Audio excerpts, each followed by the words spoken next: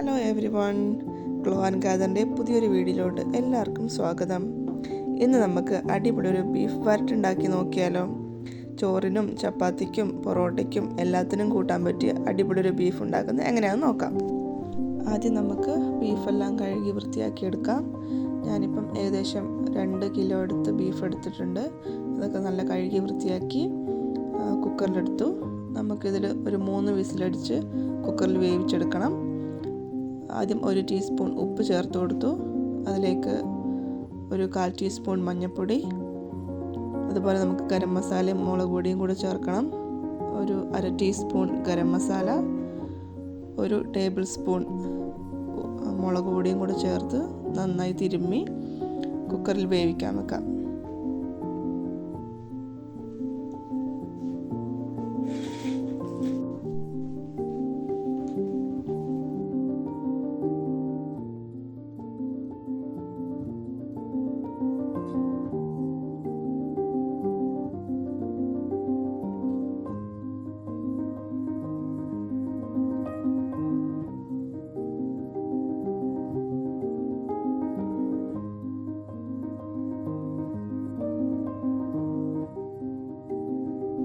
അപ്പോൾ ഇതാ നമ്മുടെ മസാല എല്ലാം നല്ല രീതിയിൽ മിക്സ് ചെയ്തെടുത്തിട്ടുണ്ട്.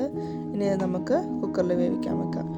ബീഫ് അവിടെ ഇരുന്ന് വേവട്ടെ. നമുക്ക് ആ സമയത്ത് ആവശ്യമായ സവാള, വെളുത്തുള്ളി, ഇഞ്ചി, പച്ചമുളക് എന്നിവ അരിഞ്ഞെടുക്കാം. അപ്പോൾ ഇതാ വിസിൽ വന്നിട്ടുണ്ട്. ഞാൻ ഒരു 3 വിസിലാണ് അടുപ്പിച്ചത്. ആവശ്യത്തിന് വെന്ത് കിട്ടും 3 വിസിലടിച്ച് കഴിയുമ്പോഴത്തേനും. ഞാൻ അങ്ങനെ നമുക്ക് ആവശ്യമായ വെളുത്തുള്ളി, ഇഞ്ചി, സവാള, പച്ചമുളക് എല്ലാം അരിഞ്ഞെടുത്തിട്ടുണ്ട്. എല്ലാം നീളത്തിലാണ് അരിച്ചെടുത്തേക്കുന്നത്. ഇനി നമുക്കിതെല്ലാം ഒന്ന് വഴറ്റിയെടുക്കണം. അതിനുവേണ്ടി ആദ്യം പാൻ ചൂടാക്കാൻ വെക്കുക. അതിനുശേഷം വെളിച്ചെണ്ണയോ അല്ലെങ്കിൽ സൺഫ്ലവർ ഓയിലോ ഒഴിച്ചു കൊടുക്കുക. എണ്ണ ചൂടായി വന്നപ്പോൾ ഞാൻ കടുക് ഇട്ട് കൊടുത്തിട്ടുണ്ട്. കടുക് പൊട്ടിക്കഴിയുമ്പം നമുക്ക് നമ്മൾ അരിഞ്ഞു വെച്ച വെളുത്തുള്ളിയും ഇഞ്ചിയും സവോളയും പച്ചമുളകും എല്ലാം ആഡ് ചെയ്ത് കൊടുക്കാം.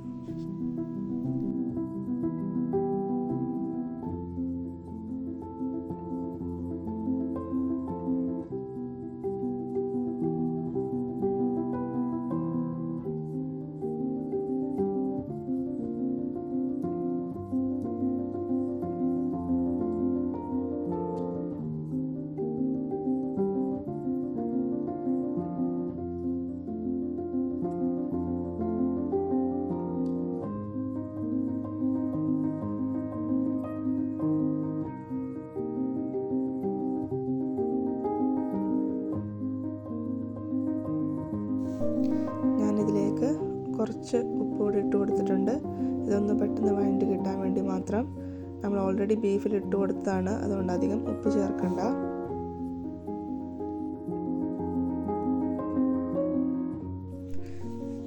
നമ്മുടെ സവോളയൊക്കെ നന്നായി വഴണ്ടി വന്നിട്ടുണ്ട്. ഇനി അതിലേക്ക് ഒരു table spoon Kashmiri chilli powder,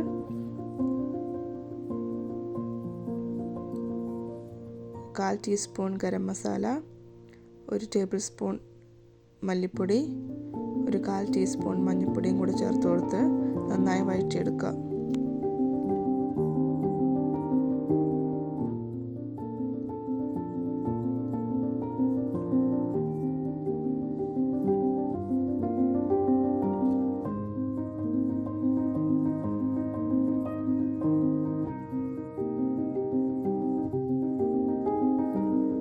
നമ്മൾ ചേർത്ത മസാലയെല്ലാം മൂത്ത് വന്ന് കഴിയുമ്പം നമുക്ക് വേവിച്ച ബീഫ് ചേർത്ത് കൊടുക്കാം. ഞാൻ ആദ്യം ബീഫിൽ വെള്ളമാണ് ചേർത്ത് കൊടുക്കുന്നത്. അതായത് എനിക്ക് ഭയങ്കര ചാറ് രൂപത്തിൽ വേണ്ട, ഒരു കുറുകിയ രൂപത്തിലാണ് എനിക്ക് ബീഫ് വേണ്ടത്. അതുകൊണ്ട് ഞാൻ ആദ്യം വെള്ളം ഒഴിച്ച് ചേർത്ത് അതൊന്ന് കുറച്ച് തിളപ്പിച്ച് വറ്റിച്ചെടുക്കും. അതിനുശേഷം നമുക്ക് കഷ്ണം ഇട്ട് കൊടുക്കാം.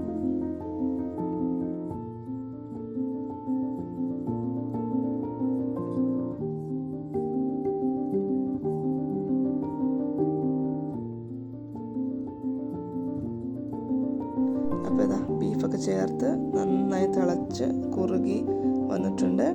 നമുക്കിനി അതിലോട്ട് കുറച്ച് കുരുമുളക് പൊടിയും കൂടെ ചേർത്ത് കൊടുക്കാം. ഞാനിപ്പോൾ ഇതിൽ കറിവേപ്പില ചേർത്തിട്ടില്ല. എൻ്റെ കയ്യിൽ കറിവേപ്പില ഉണ്ടായിരുന്നില്ല. കറിവേപ്പില ഉള്ളവർ അതോട് ചേർത്ത് കൊടുക്കുക.